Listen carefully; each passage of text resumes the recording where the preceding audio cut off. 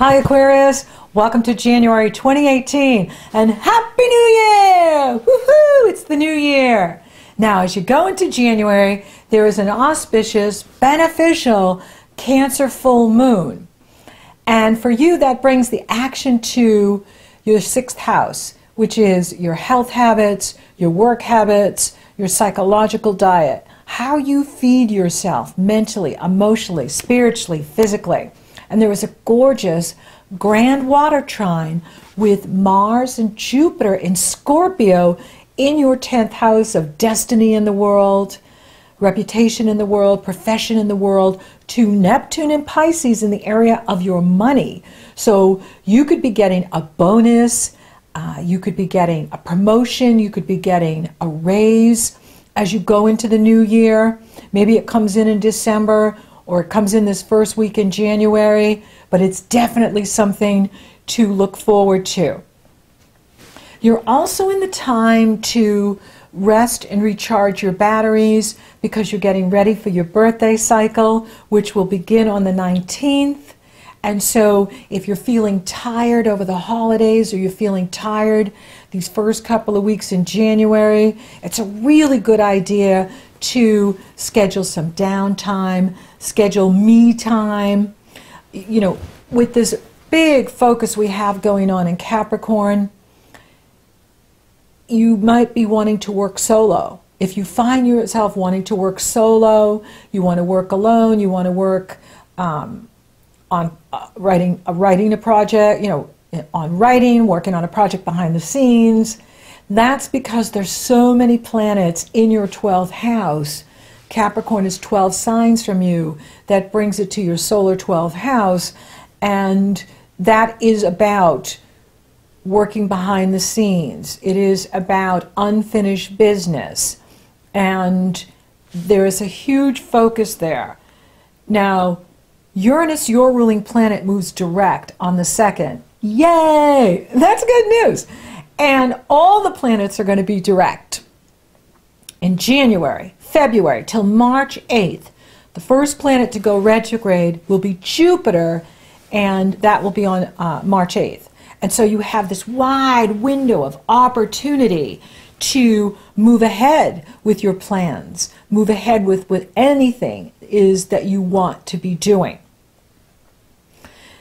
Now, there is some resistance energy going on here with you in January. So if you are feeling a lot of resistance, or you just want to rebel, is you just feel the need to rebel against someone or something, that's because Uranus is squaring off with the new moon in Capricorn on the 16th. It can also be because the Sun and Venus are coupled with Pluto on the 9th, and that's going on in that area of behind the scenes. It's also the area where we can limit ourselves. We all have a 12th house. We all have times in the cycle where we have planets there. And when you have Saturn there, Saturn is examining, testing you in this area of how you get in your own way, how you hold yourself back, how you limit yourself. And you may be feeling at times that you just want to rebel, and that is okay if you're standing for something that's true, or true for you, or a cause. That's fine, but don't do it just to do it because you're frustrated, or you're wanting to just lash out, because that'll come back. Whatever we send out circles the earth 10 times. It comes back by the power of 10. So it circles the earth and then comes back by the power of 10. So if we're sending out all of this, rebellion and resistance, then what comes back is not only more of the same, but more of what you don't want. Whenever we do anything, we want it for our highest good and for the highest good of all concerned. And so that doesn't mean you don't stand for a cause and fight for the environment and fight for what you believe in. I'm talking about just rebelling against, something just to rebel. Rebel without a cause. That's it. That's an old movie, right? Rebel Without a Cause. You know, be the rebel that you want to be, but have a cause. Make sure it's for something, not just because you're feeling frustrated. And so you're just rebelling. Okay, enough said. Now, Mercury enters Capricorn on the 11th, and Venus is going to square off with Uranus on the 13th. There again is some more of this energy that we're talking about here. Now, Jupiter sextiles Pluto on the 15th. This is good news. And it'll go again on April 14th and September 12th. So this energy is going to be around all year. This is an excellent energy for moving up in what you do, going after what you want, being successful if you're investing in your own business or you're investing in your career. This is a wonderful time to put this energy into something productive. And that's really what this is about, is for you to harness this awesome energy to create something spectacular. You have the new moon in Capricorn on the 16th. Now this is one powerful moon. Your ruling planet is challenging the new moon. And that's in the area of communication and conversations. So, you know, be careful you don't get into some Twitter war or, you know, Facebook war. Make sure you're standing for something that you actually believe in and that you're not just fighting to fight. You know, I understand when you're young you have a lot of energy and you have a lot to say, and at times you can be really angry at the world or people, and you just want to punch out, be a rock'em sock'em robot. Okay, you know, it's just, again, you know, what goes around comes around, and what comes back you may not want. And so just be aware that there's powerful energy stirring you, and it's in the area of behind the scenes and the area of frustration, and you know, but if you focus it on a project and you focus it on, say, physical activity, focus this energy on a project, focus this energy on a hobby, focus this energy on working out physically, then you'll see some positive results, because energy cannot be destroyed, only transformed. And if you're directing the energy into something productive, then the frustration falls away, that sense of limitation falls away, and you now feel in control and you feel empowered, and you're moving that energy in a way that's working for you. And that's what this is about, is moving the energy so that it's moving for you. Now, Venus enters your sign on the 17th, and that can help quite a bit. Having Venus in your sign will not only make you feel more beautiful and attractive, it will help you to be more congenial. Miss Congeniality! That's the old Sandra Bullock movie, pretty funny. And you know, is thinking of you that way, not the men, but the ladies, is that you're, you know, trying to be graceful, and it's an interesting dynamic. And then Mars into Sagittarius on the 26th, and the Sun enters Aquarius, I meant to say, on the 19th. Happy birthday, Aquarius. So now we're moving into Aquarius, and the planets are going to be moving into Aquarius. And this is exciting, and this is good news, because this is you coming out from that behind the scenes energy and feeling more self-directed, more in charge, more capable, more empowered, more self-confident, ready for new beginnings, ready for a new self-image and a new start, or an empowered self-image and a new start with your new solar year, which is rockin' awesome. And look, it's like Mars enters Sagittarius, which is awesome, because Sagittarius sextiles Aquarius, positive energy. And that's how you're going to end the month, going into February, your month. So this is really exciting. And then you have the Leo lunar eclipse on the 31st. This eclipse follows the total solar eclipse that happened there in August. So what have you learned from last August until now? It's about 6 months ago.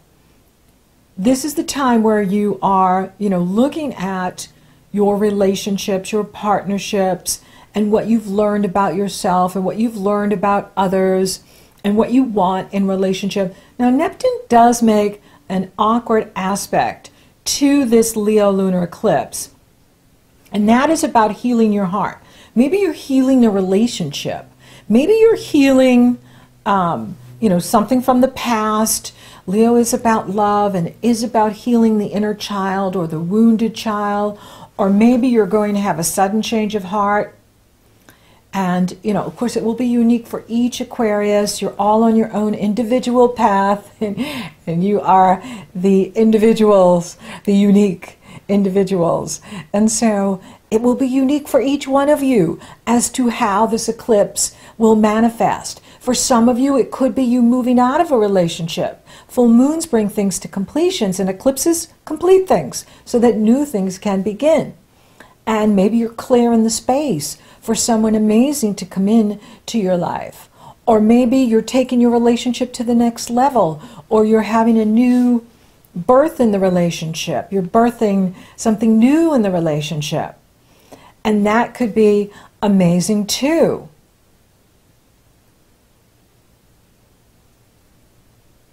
Now, Mercury will square off with Pluto on the 24th. So you want to be aware of that, something could come up for you, that Mercury and Pluto are on a collision course on the 24th, is what I'm seeing here. And that is in this area of behind the scenes. They're going to be coming together, and right before Mercury goes into Aquarius on the 31st. Mercury will enter Aquarius on the 31st. And the good news is he's moving forward in January. He's flying forward. He's flying forward. He moves into Capricorn on the 11th, and then he moves into your sign on the 31st. And now you have Venus, Sun, and Mercury as you go into February on the 31st. So it's really good. But I do need to put a note here. I do need to remind you to watch out on the 24th that there could be something building up inside of you, some resentment about a toxic situation that happened with someone that you really want to release and let go of. Release this baggage. Forgive yourself for whatever you went through with this person. Forgive yourself for the experience, and let it go so that it doesn't build up with you. And that's one of the challenges is when we hold on to things, is it can build and build and build, and then it becomes toxic inside of us. So be aware that there could be something that comes up with you on the 24th that all of a sudden you're thinking about this, and it just kind of builds and stews.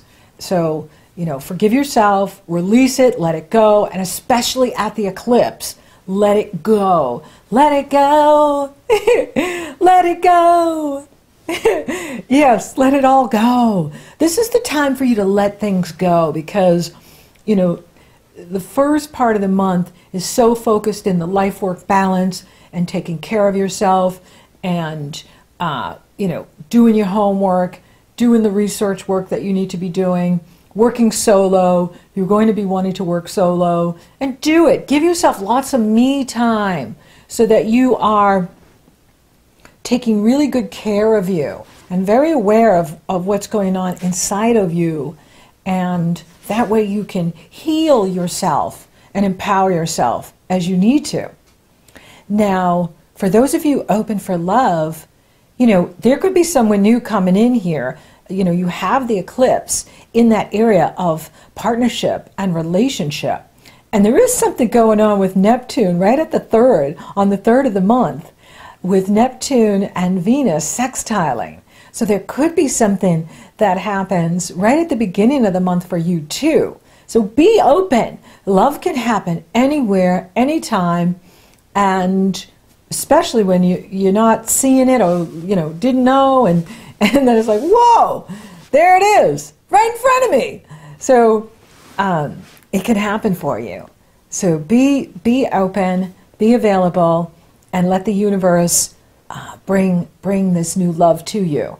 And for those of you coupled, there's some beautiful energy in here for you to just enjoy each other and be in that love energy with each other.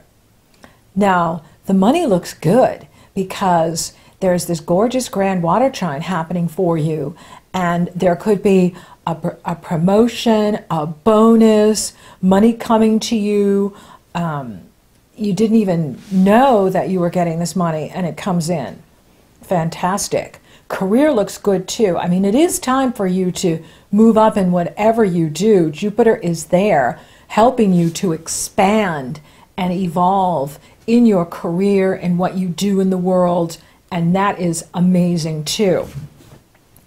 For those of you that don't work or are retired, it's a wonderful energy to work behind the scenes, or volunteer, or maybe get a little job, or a hobby.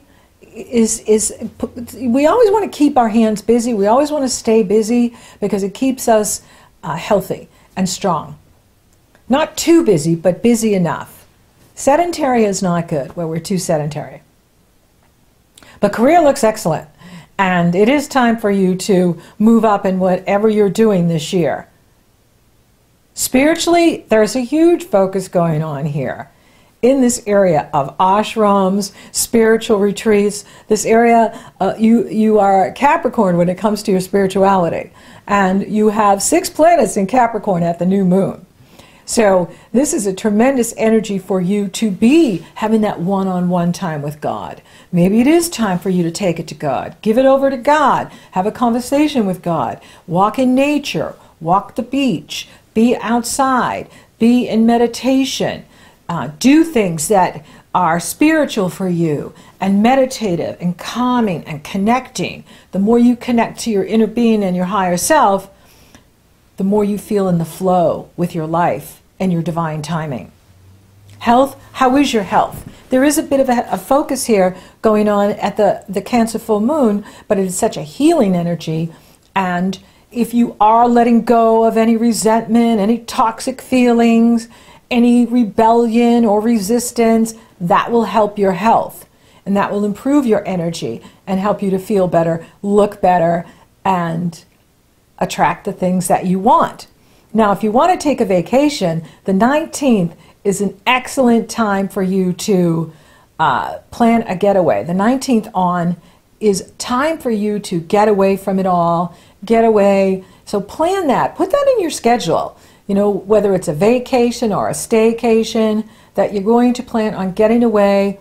When the sun goes into Aquarius, you're going to celebrate the sun going into Aquarius by getting away. So thank you for listening. Thank you for watching. Thank you for liking, favoring, sharing, and Google Plusing my videos. Aquarius, you're rocking awesome. Thank you for subscribing. You totally rock. And if you haven't subscribed yet, please do. And if you would like to work together, those links are below in the Show More section. They're also up in the cards.